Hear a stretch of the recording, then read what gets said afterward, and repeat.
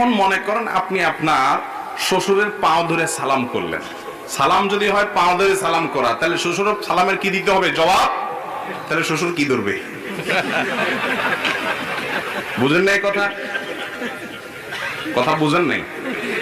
সালাম দিলে সালামের জবাব দেওয়া ওয়াজিব। সালাম দিলে সালামের জবাব দেওয়া কি রে ভাই? ওয়াজিব।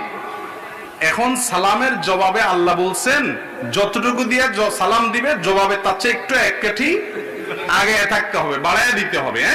আসসালামু আলাইকুম বলছে, তুমি জবাবে বলবা আসসালামু আলাইকুম ওয়া রাহমাতুল্লাহ। কেউ আসসালামু আলাইকুম ওয়া রাহমাতুল্লাহ বলছে, তুমি জবাবে বলবা ওয়া আলাইকুম আসসালাম ওয়া রাহমাতুল্লাহি ওয়া বারাকাতুহু। একটু বাড়ায় বলা উত্তম, কমপক্ষে অতটুকু।